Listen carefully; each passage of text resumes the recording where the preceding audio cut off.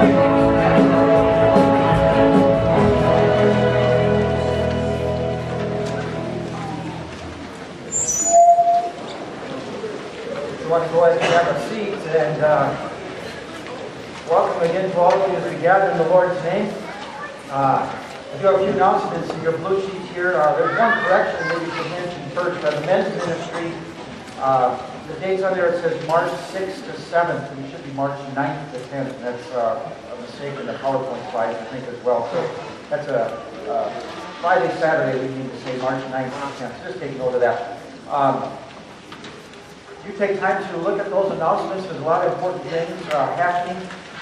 First off, I want to mention that the jam will be singing today, the Amazing Grace, following message time. They'll be coming up here on stage, and thank them for sharing that. Dan Clay will be heading up that. And there will be no jam on this Wednesday, so take note of that.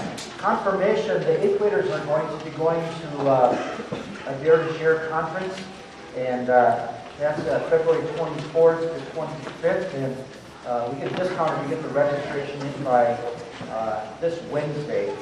So if you have any questions, you can be in contact with Becky Cox or myself, and the details are there as far as that Dare to Share conference. The high school youth, if you're in grades 9 to 12, or if you have one of those at home, there's an information table up in the narthex. Ask you to please stop by.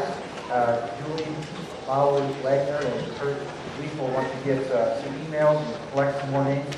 They have a lot of great stuff happening, and they hate for you to miss it. So some of the highlights, we have a girls-only retreat coming up in February.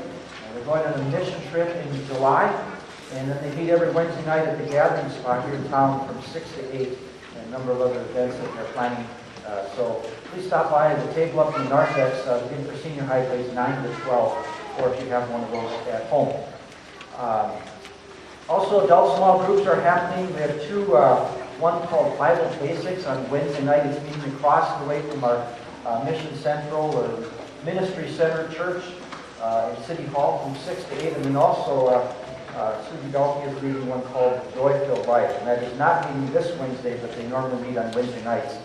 And the details are again written down. Women's Ministry, they had a great breakfast yesterday, I understand.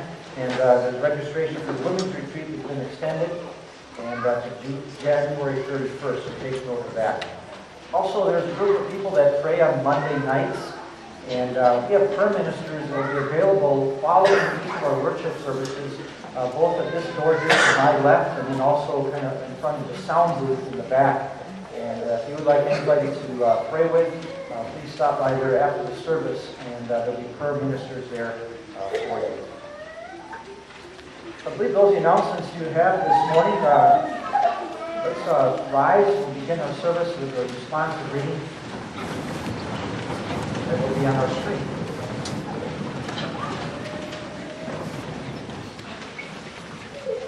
O God, you are my God. Early will I seek you. My soul thirsts for you.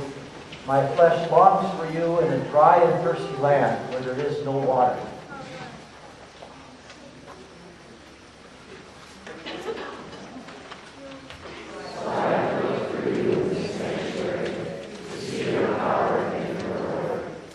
Because your loving kindness is better than life, my lips shall praise you.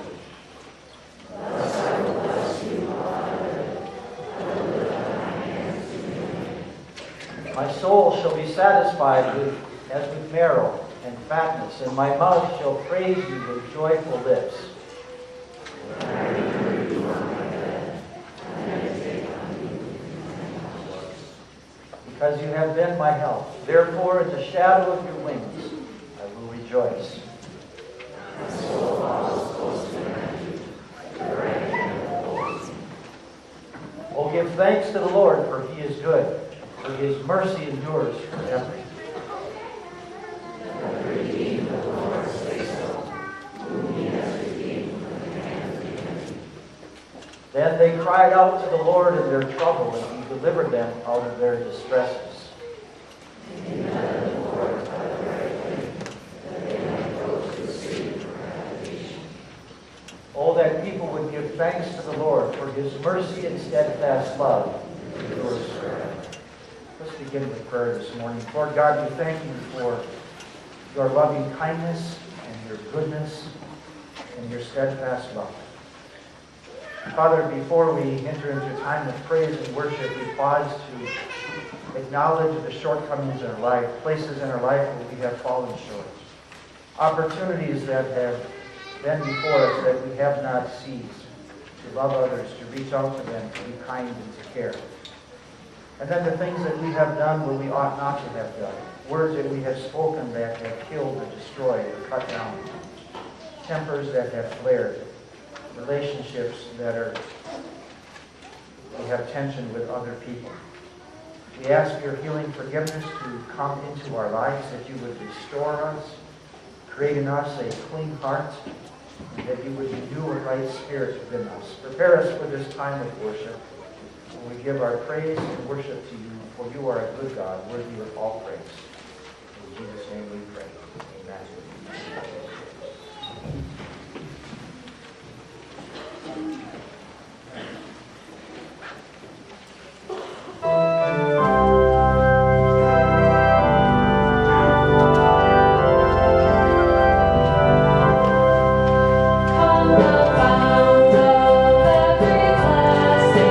To my heart to sing thy praise.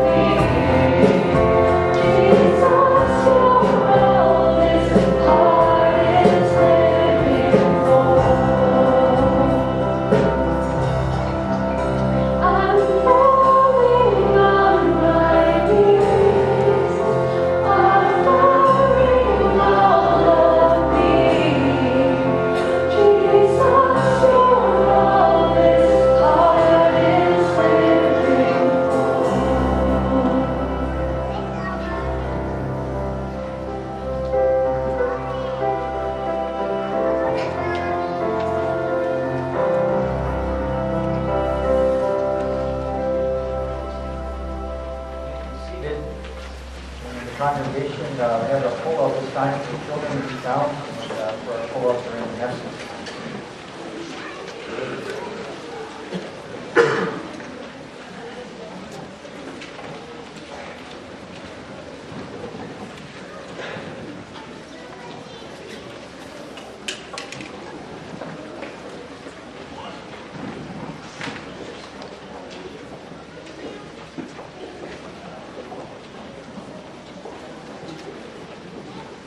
Good morning. This morning's first reading, second chapter of Nehemiah. In the month of Nisan, in the 20th year of the king Artaxerxes, when wine was before him, I took up the wine and gave it to the king.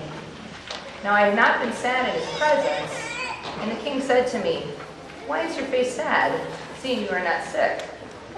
This is nothing but sadness of the heart. Then I was very much afraid. I said to the king, "But the king lived forever. Why should not my face be sad when the city, the place of my father's graves, lies in ruins, and its gates have been destroyed by fire?" Then the king said to me, "What are you requesting?" So I prayed to the God of heavens, and I said to the king, "If it pleases the king, and if your servant has found favor in your sight, then you send me to Judah, to the city of my father's graves, that I may rebuild it." And the king said to me, the queen sitting beside him, "How long will you be gone, and when will you return?" So it pleased the king to send me when I had given him a time.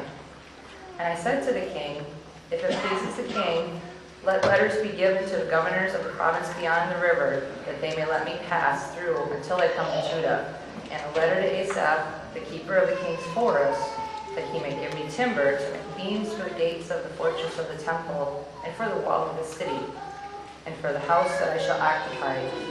And the king granted me what I asked, for the good hand of my God was upon me.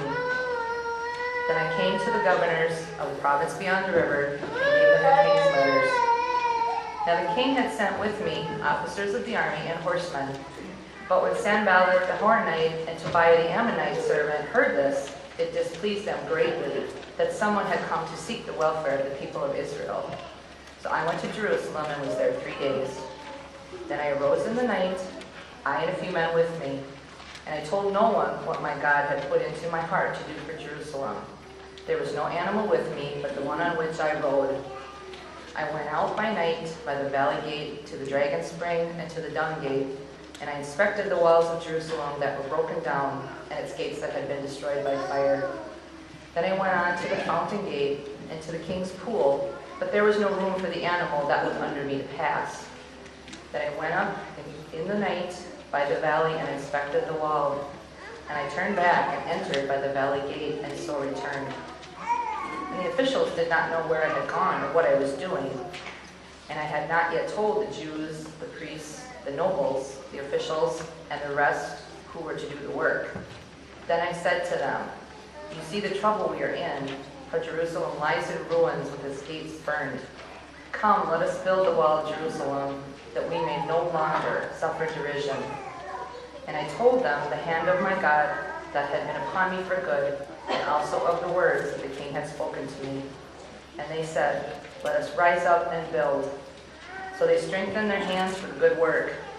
But when Sanballat the Horonite and Tobiah the Ammonite servant and Geshem the Arab heard of it, they jeered at us and despised us and said, "What is this thing you are doing?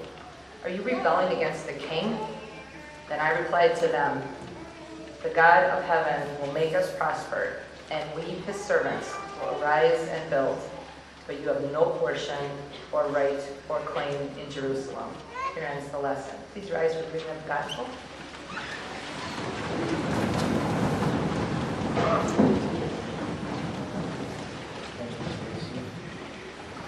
We actually don't have a gospel reading this morning. We're going to read from 1 Timothy chapter 2, and we're reading through the book of Nehemiah. And it's rather long reading without the entire second chapter of Nehemiah. But for our second reading, 1 Timothy chapter 2 will be verses 1 to 7. First of all, then, I urge that supplications, prayers, intercessions, and thanksgivings be made for all people, for kings and all who are in high positions, that we may lead a peaceful and quiet life, godly and dignified in every way. This is good, and it is pleasing in the sight of God our Savior, who desires all people to be saved and come to the knowledge of the truth.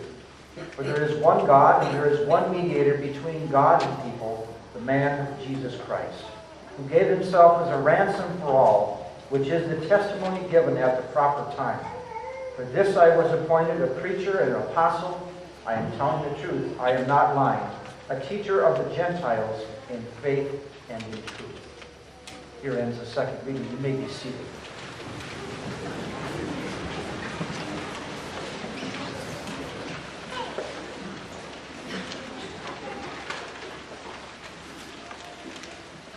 Well, we're in the book of Nehemiah. And last week, our first session, we said that Nehemiah is a difference maker. He is a man on a mission. He's a man who received a vision from God. He's overcome with this sort of state of holy discontent, and he decided to do something about it. We might summarize and say that from last week that Nehemiah, being a difference maker, comes from a state of holy discontent to be the first characteristic. And today I want to say that the second characteristic of someone who's a difference maker is being a person of urgent and persistent prayer. You can see that in so many ways in our time this morning. I wanted us to read through the whole second chapter of Nehemiah so you can hear the narrative, what's happening, the beginnings of the building, even at the very end of the chapter, some of the opposition coming. But really our theme verse for today is still back in the first chapter, Nehemiah 1:4. I'll read it for you again. It says, and it reads, much of Nehemiah reads like a diary. So Nehemiah records, it says, when I heard these words, when I heard the destruction of Jerusalem, which, by the way, in this book of Nehemiah is called the way across the river. You notice in the reading several times it says the way across the river. That's referring to Jerusalem. And Nehemiah had got this report from his brother from Judah about the destruction in Jerusalem. When I heard these words, I sat down and wept and mourned for days, and I was fasting and praying before the God of heaven. And really so much of Nehemiah is this fabulous prayer that Nehemiah will make in preparation for the rebuilding of the walls in Jerusalem. And Nehemiah pours out his heart before God, and he carries on this time, in this extended time of fasting and praying to God, not just for days, not just for weeks, but as we'll see, even for months, which is rather surprising when we look at some of the characteristics of who Nehemiah was. I'm aware of how much intense prayer played such a beginning in the early part of the formation of this church. Those early meetings were characterized by extended times of prayer. People would dream about what could be, or what should be, and dream about and wonder about what God would want us to be as a church. Would wonder and dream about maybe what we should have with regard to children's ministries. And would be dreaming and thinking, and then someone would say, well, we should pray about that. And they would enter into extended time of prayer, asking God for what He wanted to have happen in this community and in this church. We see that in the beginning parts of this church. And so then, as chapter 2 begins, we're told, in the month of Nisan, in the 20th year of King Artaxerxes, when wine was brought before him, I took the wine and gave it to the king. That's Nehemiah chapter 2, verse 1. In the month of Nisan, that's the month of April, or March and April, and it's 4 months after the month of Kislev. If you have your Bibles, you might turn to Nehemiah chapter 2.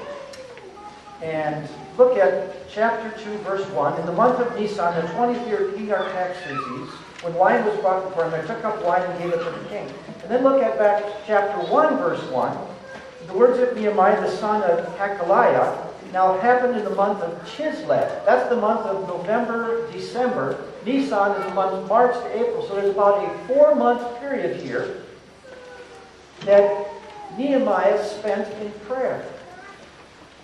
from November to December, somewhere in there, because the calendar works a little different than a 12 month, to the month of March, April, there's 4 months where he spends in prayer.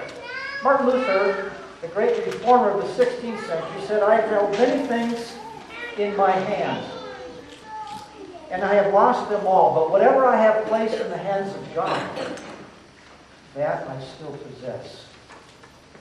I've held many things in my hand, and I've lost them all, but that's what I have placed in the hands of God, I still possess. Here's part of why this attention to prayer is such a powerful detail in Nehemiah. Because one of the ways that we might divide up the world is between two types of people, those who are activists and those who are contemplatives. Activists are doers. They like to be busy. They like to do things. They thrive on movement and decisiveness and determination, and they run really hard. Often for a person who might describe themselves or other people find as an activist, it might be more difficult for them to enter into this time of prayer. I probably characterize myself somewhat in that category. Contemplatives, on the other hand, often like to pray. It comes more natural for them. They have more reflective nature. They love to reflect. They love to think and be patient. And they can sit sometimes and meditate for hours. Some of you here tend to be contemplatives. Which of these was Nehemiah? Well, here's one indicator of Nehemiah's temperament. One day Nehemiah hears about, this is in chapter 13, one day Nehemiah hears about some people being disobedient. And they were intermarrying with those of other faiths. And they were worshiping idols. And these are people on the wrong track. And this is Nehemiah's response. He says, I rebuked them and called curses down on them. I beat some of the men and pulled out their hair. And I made them take an oath in God's name. What do you think? Is Nehemiah an activist or a contemplative? Probably more the former. He's a racehorse on steroids, you might say. But when he hears of the desolation of Jerusalem from his brother, when his brother Hanani comes from Judah and says that Jerusalem is in shambles, he stops in his tracks and he prays for 4 months to his God. For 4 months, he pours out his heart to God every day in prayer. Here's an activist, but he doesn't do anything but pray. It's incredible the type of personality Nehemiah had. We have a group here in the church who meets on Monday evenings just to pray. They pray for our church. They pray for you. They pray for our kids. They pray for our ministries. They pray for all kinds of needs that are brought before them. They are good at praying. They're probably contemplative people in nature. And they offer that service for the community. There are times in life when we spend considerable time in prayer, just waiting on the Lord. And there are some of us that probably do that better than others. And I have learned the supreme importance of praying and learned from some of you how to do that. How to sit and reflect and to pray and to wait upon the Lord. What is it that He's saying to us? What is it that He wants us to do? Not long ago, I remember visiting someone in the hospital who was just having a terrible time getting well. They just couldn't seem to get well. And they're in and out of the hospital and in for extended periods of time. And I went to visit her, and she showed me this picture, this card and this picture that she had received from a group of her friends that was praying for her. And there was no way you were going to convince her that those people praying for her were not the ones responsible for keeping her alive. It meant the world to her that people were praying for her. A lot of you pray in cars, you pray in homes or groups, or simply on your own. That's really where it all starts. That's really part of the legacy of this church. This church, difference-making always starts with God. Oswald Chambers once said, pray with your eyes on God, not on the difficulty at hand. The power of prayer. And so Nehemiah, this racehorse, this activist, this doer, this determined, gifted person, this air puller, spends 4 months in prayer. And we'll come back to that a little bit later. afterwards, he goes to the king. King Artaxerxes was his name. It's a very dramatic scene in chapter 2. And you need to know that one of the reasons that the holy city of Jerusalem was in ruins is because King Artaxerxes had issued an edict to stop all the rebuilding in Jerusalem. That's the background. That's the context of Nehemiah chapter 2. There'd be no more building in Jerusalem. He brought it to a halt because he was afraid of his reputation among his peers, other kings from neighboring townships and countries that did not want to see Jerusalem rebuilt. Last week, we learned that Nehemiah was a cupbearer to the king, King Artaxerxes. That means that he was more than a butler. He was a pretty important person in the life of the king. He was the one who tasted the wine and tasted the food before the king ate it to make sure it wasn't poisoned. And we said last week, he never had to ask Nehemiah whether or not he was having a good day, because if he was still living, it was a good day for a cupbearer. That was his role, to taste. And was also a pretty important cultural person. Had to be an important person in the life of the king, a person that the king could trust. Because he was the one that got to eat all the fine foods and fine wines that the king would eat and drink to make sure it wasn't poisoned. So Nehemiah has to go to the king, and he basically has to go to the king and convince him to change his foreign policy and convince him that indeed Jerusalem should be rebuilt. And when you read this account in verses 1 to 8, we see that he pleads his case with mastery and skill. And if you have your Bibles, have them open to Nehemiah chapter 2. I'm going to read through this a little bit and talk about it. Chapter 2 says, in the month of Nisan, in the 20th year of King Artaxerxes, remember Nisan, it's now March, April, 20th year of King Artaxerxes means it's 445 BC. When wine was brought before him, I took up the wine and gave it to the king. Now I had not been sad in his presence. Probably a good time to plead your case before the king after you serve him some fine wine, right?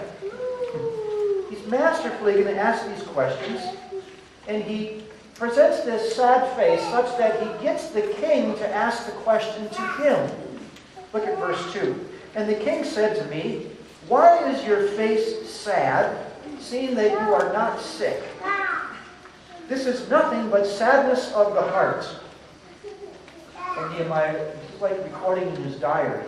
Then I was very much afraid, he writes, and I said to the king, let the king live forever. Anytime you're going to ask if something else, it's good to give compliments, right?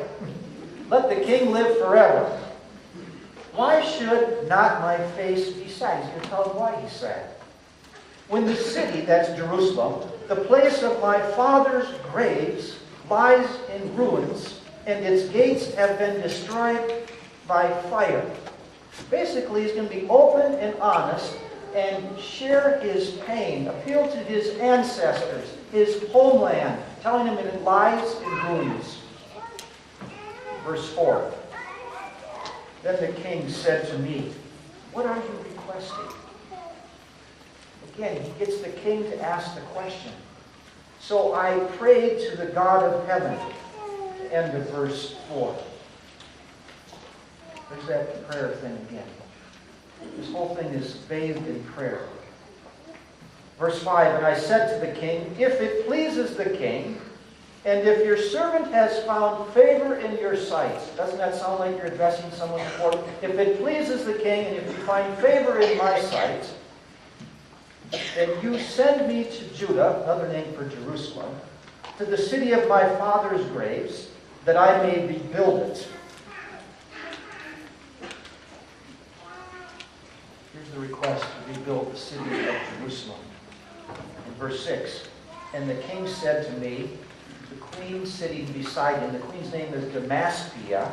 That's probably another smart move. Ask the king when his queen is sitting, if the queen knew him to be a good and respectable cupbearer, if the queen liked him, he can have a better chance of getting a positive response from the king with the queen sitting there. He picks a time when she is in fact there. And the king said to me, the queen sitting beside him, how long will you be gone?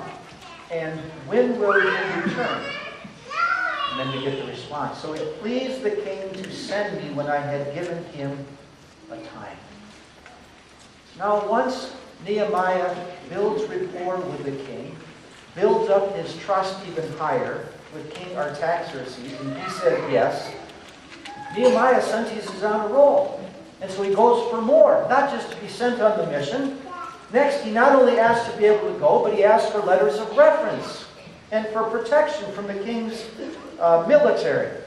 And that he could go into these neighboring kings' districts and chop down wood and take their royal lumber to rebuild the city of Jerusalem. What we have here is nothing but a bold request on the part of Nehemiah, asking of this powerful king.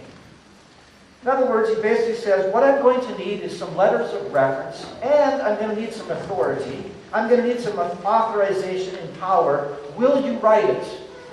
Or in modern lingo, we might say, I'm going to have to stop off at Menards and Ace Hardware, your local Ace Hardware store, and by the way, will you pay the bill? Would you allow royal lumber to be cut down out of your budget and pay for the reconstruction of Jerusalem from these neighboring kings who are jealous of you and really don't like you? It shows amazing boldness and resourcefulness on the part of Nehemiah. Have you ever known someone or had someone come to you who is so devoted to a cause, and it's a good cause, and you have so much admiration for this person and what they're doing, when they come to you and they ask you a favor, you just can't say no? I've certainly had people come to me in my life and that. I just have so much admiration for the person, their character, and their integrity, who they are. You just couldn't say no. I feel like in so many ways that's the story of the beginning of this church. So many people have not said no, and we have asked. In fact, almost everybody has said yes, and they not only said yes with their time and their resources, they said, yeah, and I'll donate this supply too. I'll give you this as well. You're just like overwhelmed with a sense of gratitude and thankfulness. It's absolutely incredible. And I know I speak for the launch team and for the core team, and I know that feeling is mutual. So many have said and shared that with me. And so many have given that way. One person wholly devoted to a cause bigger than him or herself is simply hard to resist. Imagine what a group of such individuals can do for the glory of God. And so what does King Artaxerxes say? He says, okay. And then skip down to verse 8, the last part of verse 8. And the king granted me what I asked, for the good hand of my God was upon me. Immediately, Nehemiah gives the credit to God. And I love Nehemiah's comment. He said, and because the gracious hand of my God was upon me, the king granted my request. You see, Nehemiah gets it from the beginning. This is not about Nehemiah. This is about God. And it's about a cause that is so much bigger than any one person. And there's a special kind of humility from Nehemiah that comes through these verses. If it pleases the king, a phrase he'll repeat at least twice and imply twice more. He didn't just say the word that may seem to be modest, but because the gracious hand of God is upon him, he says, it's just God who has granted my request. Now I said we'd come back a little bit to chapter 1, verse 4, a bit more, where Nehemiah early hears of the ruin of Jerusalem. He's writing in his diary almost like a memoir. He says again, as soon as I heard these words, the ruin of Jerusalem, I sat down and wept and mourned for days, actually probably months, and I continued fasting and praying before the God of heaven. One of the reasons that Nehemiah mourned was that the city of Jerusalem was meant to be a light to the nations. And it had instead become an international joke. The walls had been destroyed, the city had been destroyed, and the city lay in ruin. And Nehemiah was so moved by the need that he fasted and prayed for months. Nehemiah knew how to weep with those who weep. He knew how to weep over the failures of the people of God. It's one thing to know the state of affairs in a general way. It's quite another to feel the pressure of the burden in its own heart. You see, visions are born of the people of God who are consumed with the tension between what is now and what could be in the future. Anyone with vision will tell you this is not something merely that could be done. This is something that should be done. And this is something that must happen. Think about your own life. Is there anything in life as you look out at world events, or make list of politics or whatever, that sort of make you pound the table angry? That really just stir you up and make you irate and want to do something? Something that keeps you up at night and makes you weep with sadness. See, Nehemiah was not the last one to weep over Jerusalem. One time in Jesus' ministry, really more near the end of his ministry, Jesus was overlooking the city of Jerusalem, probably from the Mount of Olives. And the Gospels say, "Oh, Jerusalem, Jerusalem, you who kill the prophets, you who kill those who God sends you. Oh, how often I have longed to gather your children as a hen gathers her brood under her wings. And you would not." Jesus' words as he overlooks the city of Jerusalem in his day. You who kill the prophets and stone those whom God sends to you. There's a sense when we get that load is never lightened until we first have felt it in our own soul. We're never used to God, by God, to bring blessing until God has opened our heart and made us feel deep sorrow about the needs that lie around us. The needs that sort of cry out. But first we must sit down and weep over the ruins. Maybe the ruins in our own life. Or maybe the ruins in the people gathered around in our community of faith or in our community. Wherever the ruins may be. Sometimes we plan our own projects and then we ask God to bless them and we really get that order reversed. Certainly God wants us to use our minds to seek the Lord. And what is it that God is asking us to do? That God is asking me to do? Nehemiah didn't make that mistake. From the month of Kislev to the month of Nisan, about 100 days, and during that time Nehemiah waited on the Lord and asked God what he should be doing. Isaiah 62 says this, "You who call on the Lord, give yourselves no rest, and give him no rest, till he establishes Jerusalem and makes her the praise of the earth." Prayer can do that. Prayer helps the vision to develop and mature in our soul. Sometimes we can act before it's the right time, and it's almost like a baby being born prematurely. Baby has the best chance to survive if it comes to full term or near full term. And sometimes we want to birth it early. Sometimes we want to birth the vision before it's time. Through prayer, God works to work on you and me, prepare us for the fulfillment of the dream. Vision comes before preparation, and then planning, and then preparation must come. Why? Because if the vision is from God, it will exceed your and my capacity.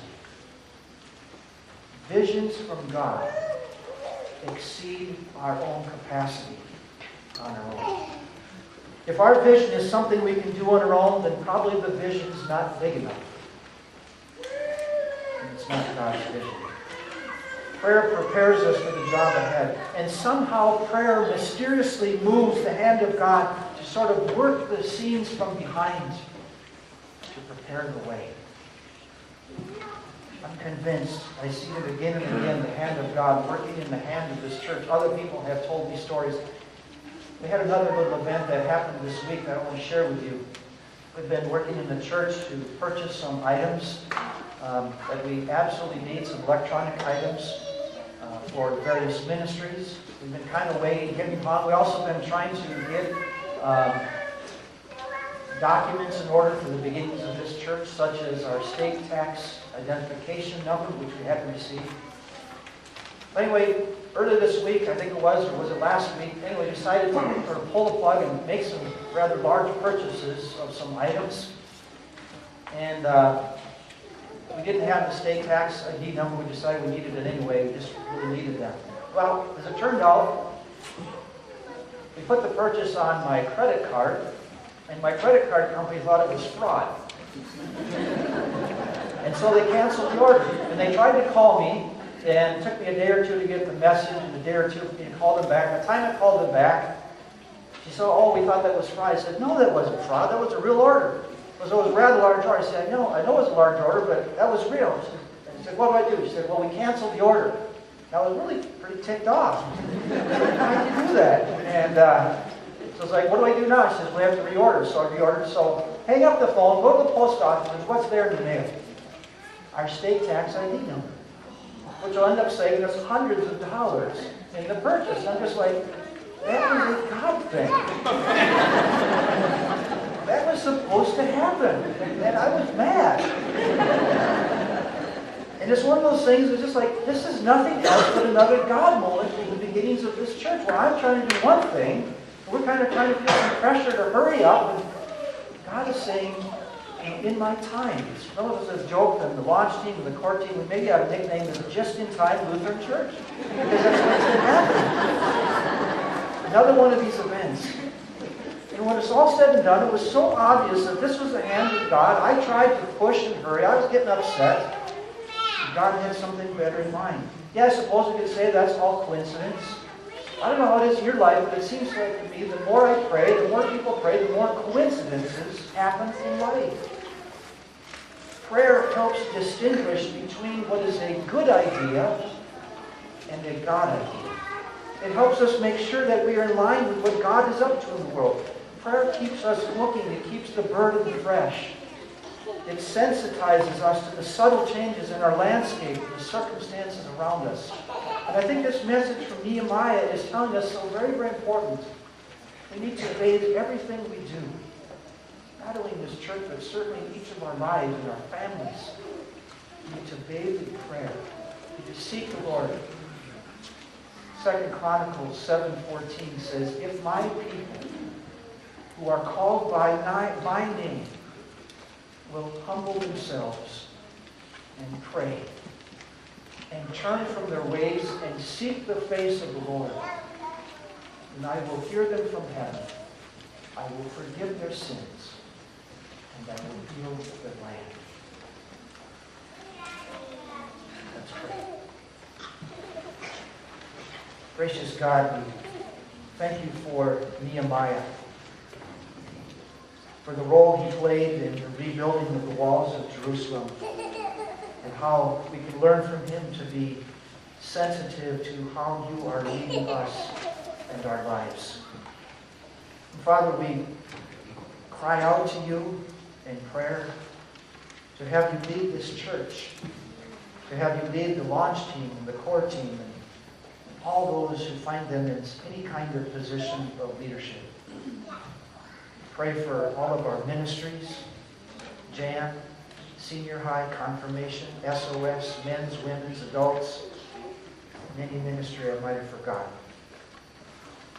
That is trying to seek your face, to be your light to the nation, to be a welcoming community of faith,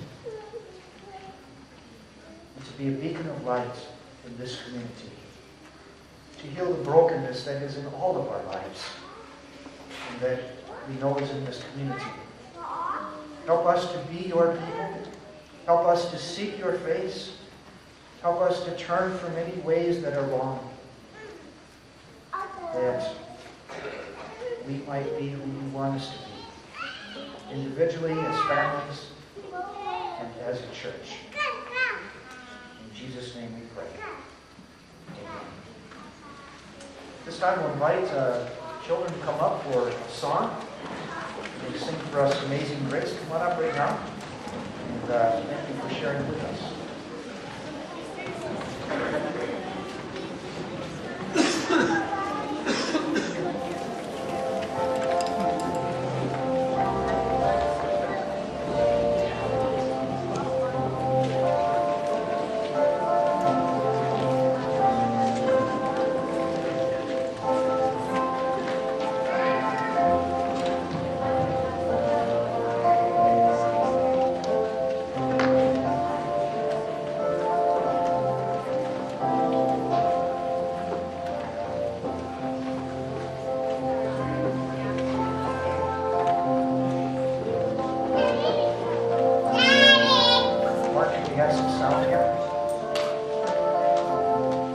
These are all our jam kids that have been coming on Wednesday nights. We started in January, on January 4th, and I just thought I'd give a little background why they're up here today. During jam, we do a Bible study to start off our night, and then we do a hymn study. Each month, we're going to focus on a different hymn, and the first Wednesday of the month, we have the senior high youth group come and do a little skit and teach the kids the background and the meaning of the song and who wrote it. And our first hymn is Amazing Grace. And it's one of the most well-known hymns out there. And the writer of the song is John Newton. And it's kind of a neat story. He was a slave trade. He participated in the slave trade and wasn't a very kind man in his words and how he spoke to other people. Until one day they were on a vessel and there was a huge storm with wind and water coming into the boat, and they were trying to shovel out the water, and he cried out, "Lord, have mercy." And so this hymn is a little bit about forgiveness and redemption. He quit the slave trade and found God and participated in theology after that. So this is his lyrics in his song.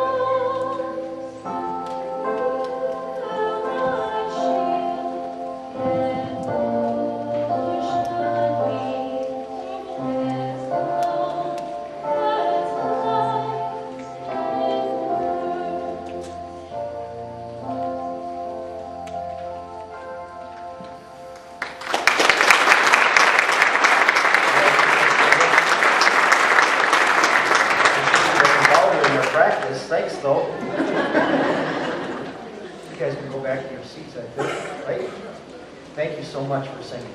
This time we'll call upon the ushers to receive our offering this morning. I also have some special music while that's going on.